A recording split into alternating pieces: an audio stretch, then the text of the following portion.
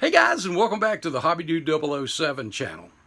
I have been building model cars for well over 60 years, and for about 40 of those years I've been attending contest shows, swap meets. And one of the things I observed early on is how other modelers transported their models to these shows. And I pretty much just followed suit with them. But due to the fragile nature of models in transit, I started making some changes in how I transported them, and I want to share that with you today. But in the last year, I added something new. Let me show it to you.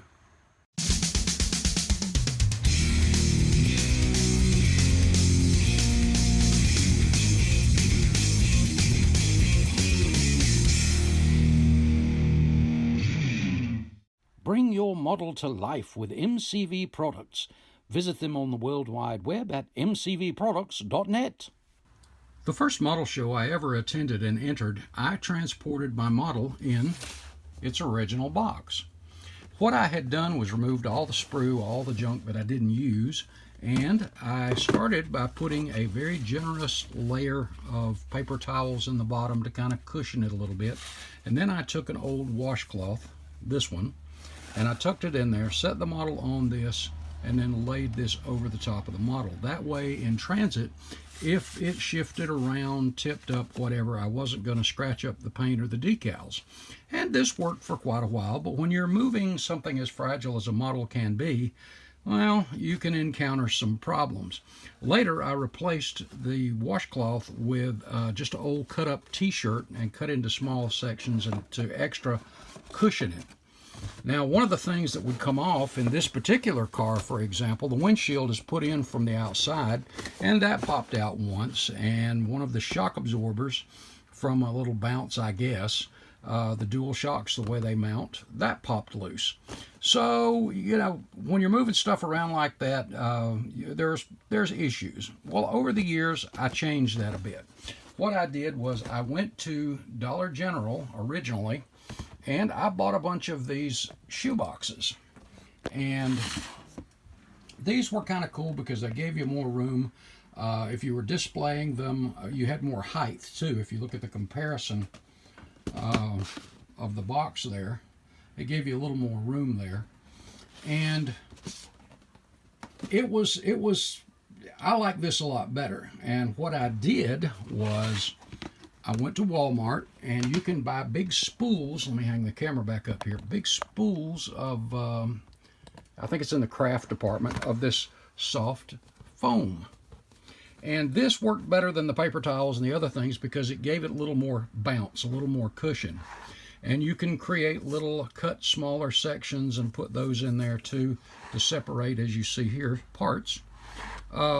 If you want to keep something in place, another great thing is, as you'll see in another one here in a minute, you can take a toothpick and stick right down in it too to kind of keep things in one particular position.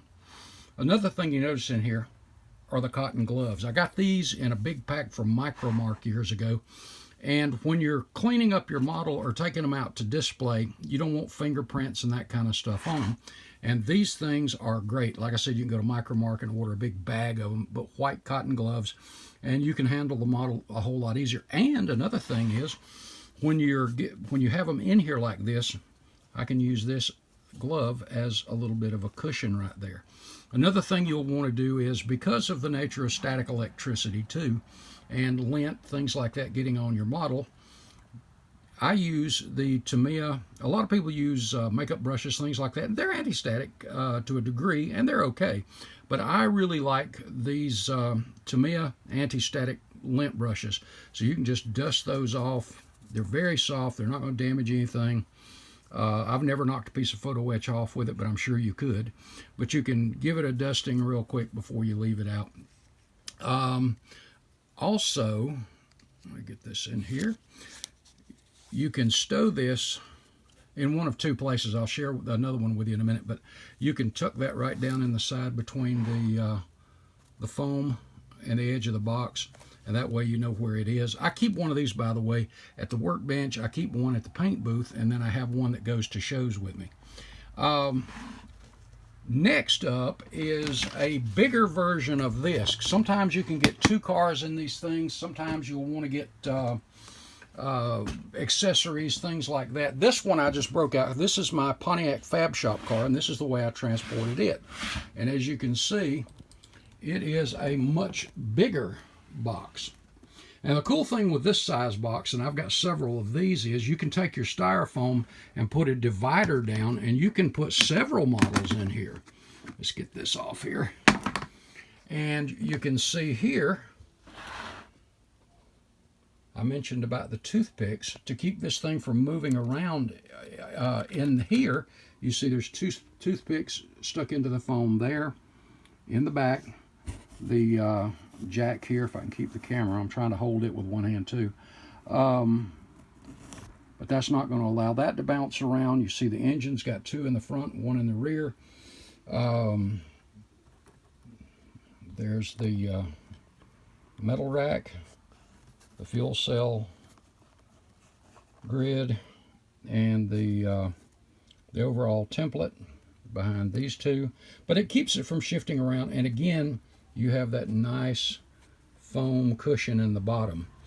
And again, at Walmart, this stuff's really inexpensive, guys, so you can get a big roll of it, measure it out, cut it to the size you need, and boom, there you go. Like I said, you can put a divider in here, get a couple of cars in there. Typically, when I go to a show or a contest, I only take 2 to 3 cars, sometimes only 1, but it's not a big deal. But here's something to think about. If you're going to a show and you've got all of these things, here, let me do this. You've got these things stacked up and you're carrying them. I have been at shows where people had one slide off and hit the floor. And it's just a scary thought to think about when you spend a lot of time on our projects and our works of art, and something slide, or you drop one or trip on something and drop them all. Oh. And to that end, another thing I carry is a toolbox. Now, I keep an optivizer in here, a couple different types of glues, tweezers. Sometimes I'll actually put the anti-static brush in there. I like to keep it with the models so I don't have to keep going into the toolbox for stuff I don't need. I did not take my toolbox to the Winston-Salem show, and guess what? I broke something, and thank goodness someone had a toolkit there, and Hector, thank you again for that. He saved the day. Another thing I carry is this box, which is nothing but my turntables and display bases, and also, let me get this arm out of the way here. In addition to the turntables and the display bases, I also carry my paperwork for the show in this one, so that way I know where it is for each thing. When I'm signing in, I've got it all right there. And then again, this, move that piece of foam, there's your turntables, display bases. Also, there's extra batteries for the display, or excuse me, the turntables, because every now and then a battery will go out, and usually it's going to go out during a show. Mirrored bases, grass and dirt bases, things like that, but I keep all that in one box together. And that makes it easier to move everything around. And when you're thinking about this, you're carrying a lot of stuff. And sometimes it's just a model if you're not doing a display base. I think a display base, while it doesn't count for judging or anything else, I think it adds to the look of your car. It can add a little something. And again, it's not being judged, but I just like it to look nice, other than just sitting on a table. And that's just me, guys. But when you have all of this stuff stacked on top of each other, toolbox, displays, models, whatever you're doing, you want to safely transport it. Well, carrying it, like I said, you risk tripping or maybe one slipping off the top.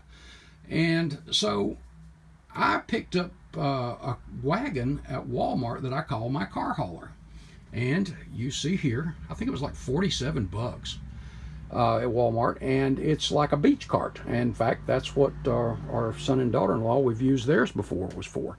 And I picked this up about a year ago, and you see it folds up very tightly, and you can pop it right open.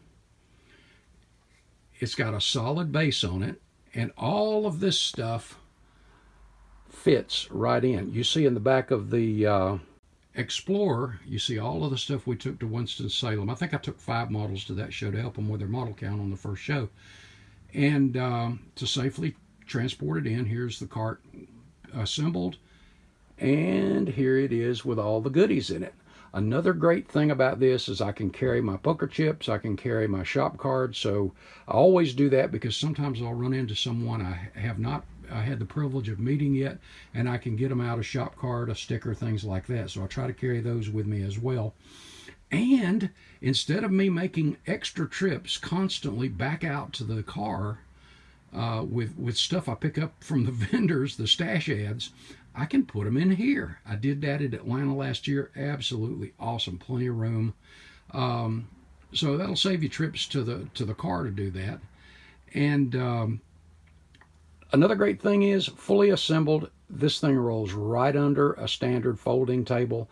The handle telescopes up and down when you're pulling it, and when you get it parked, you can drop that handle and it goes right underneath the table, totally out of the way of everything. So your transporter is right under the table right there, and like I said, it's a place to add your stash and all that other good stuff to it as well.